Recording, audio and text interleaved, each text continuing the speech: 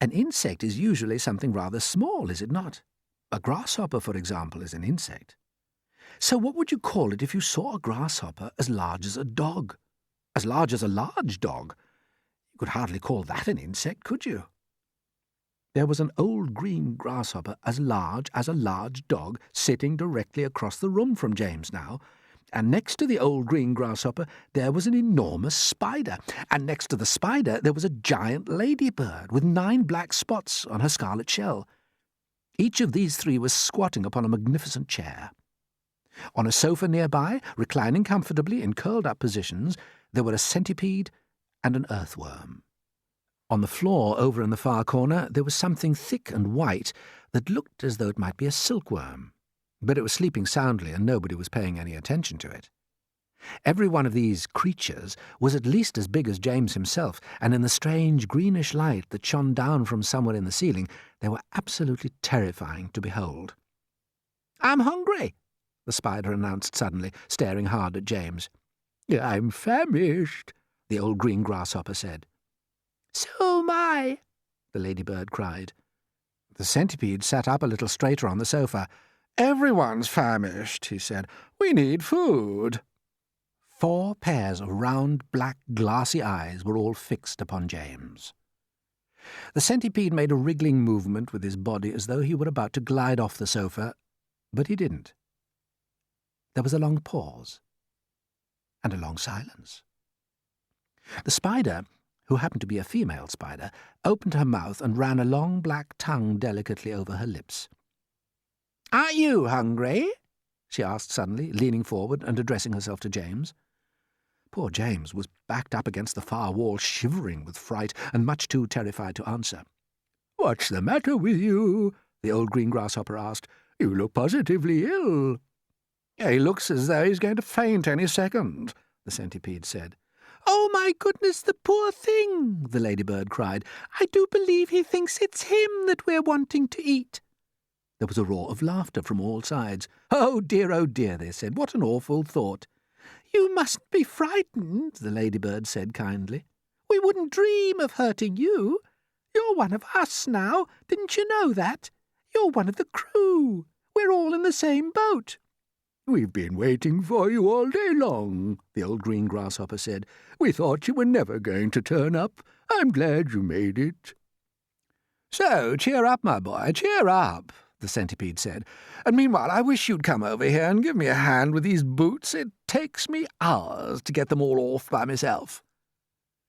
James decided that this was most certainly not a time to be disagreeable, so he crossed the room to where the centipede was sitting and knelt down beside him. "Oh, thank you so much," the centipede said. "You're very kind." "You have a lot of boots," James murmured. "I have a lot of legs," the centipede answered proudly, "and a lot of feet, 100 to be exact." "Oh, there he goes again," the earthworm cried, speaking for the first time. "He simply cannot stop telling lies about his legs. He don't have anything like 100 of them. He's only got 42. Trouble is that most people don't bother to count them. They just take his word. And anyway, there's nothing marvellous, you know, centipede, about having a lot of legs." "Oh, poor fellow," the centipede said, whispering in James's ear. "He's blind. He can't see how splendid I look." "In my opinion," the earthworm said, "the really marvellous thing is to have no legs at all and to be able to walk just the same." "You call that walking?" cried the centipede. "You're a slitherer, that's all you are. You just slither along." "I glide," said the earthworm primly. "You're a slimy beast," answered the centipede. "I am not a slimy beast," the earthworm said. "I am a useful and much-loved creature. Ask any gardener you like. And as for you, I am a pest," the centipede announced, grinning broadly and looking round the room for approval. "He's so proud of that," the ladybird said, smiling at James, "though for the life of me I cannot understand why." "I am the only pest in this room," cried the centipede, still grinning away, "unless you count old green grasshopper over there. But he's long past it now. He's too old to be a pest any more." The old green grasshopper turned his huge black eyes upon the centipede and gave him a withering look. "Young fellow," he said, speaking in a deep, slow, scornful voice. "I have never been a pest in my life. I am a musician." "Hear, hear," said the ladybird. "James," the centipede said. "Your name is James, isn't it?" "Yes." "Well, James, have you ever in your life seen such a marvellous, colossal centipede as me?" "I certainly haven't," James answered. "How on earth did you get to be like that?" "Very peculiar," the centipede said. "Very, very peculiar indeed. Let me tell you what happened. I was messing about in the garden under the old peach tree, and suddenly a funny little green thing came wriggling past my nose. Bright green it was, and extraordinarily beautiful, and it looked like some kind of a tiny stone or crystal." "Oh, but I know what that was!" cried James. "It happened to me too," said the ladybird. "And me," Miss Spider said. "Suddenly there were little green things everywhere. The soil was full of them."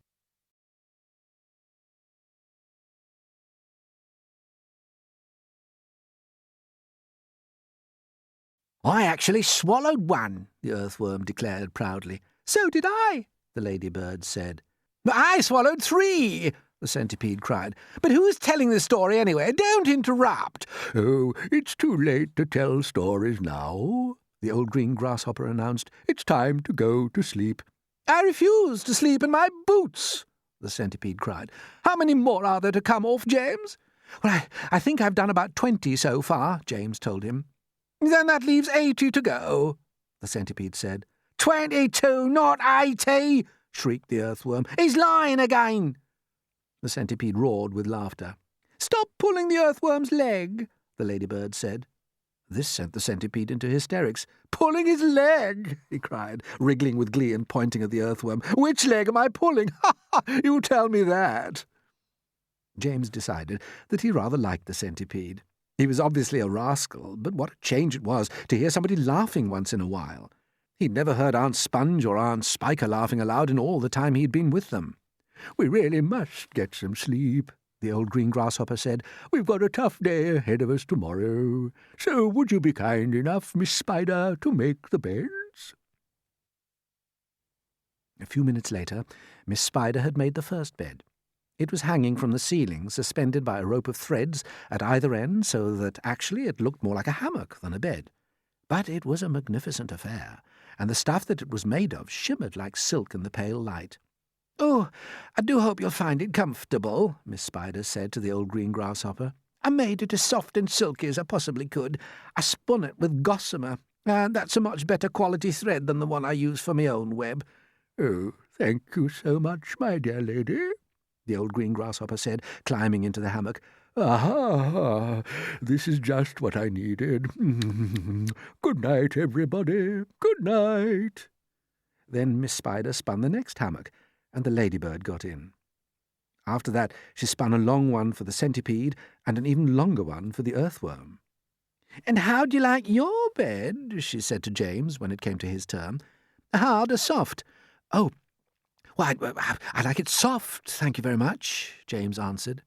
"Oh, for goodness sake, stop staring round the room and get on with my boots," the centipede said. "You and I are never going to get any sleep at this rate. And kindly line them up neatly in pairs as you take them off. Don't just throw them over your shoulder." James worked away frantically on the centipede's boots. Each one had laces that had to be untied and loosened before it could be pulled off. And to make matters worse, all the laces were tied up in the most terrible, complicated knots that had to be unpicked with fingernails. It was just awful. It took about 2 hours. And by the time James had pulled off the last boot of all and had lined them up in a row on the floor, 21 pairs altogether, the centipede was fast asleep. "Wake up, centipede," whispered James, giving him a gentle dig in the stomach. "It's time for bed." Oh, thank you, my dear child," the centipede said, opening his eyes. Then he got down off the sofa and ambled across the room and crawled into his hammock. James got into his own hammock, and oh, how soft and comfortable it was compared with the hard, bare boards that his aunts had always made him sleep upon at home. "Lights out," said the centipede drowsily. Nothing happened. "Turn out the light," he called, raising his voice. James glanced round the room, wondering which of the others he might be talking to, but they were all asleep.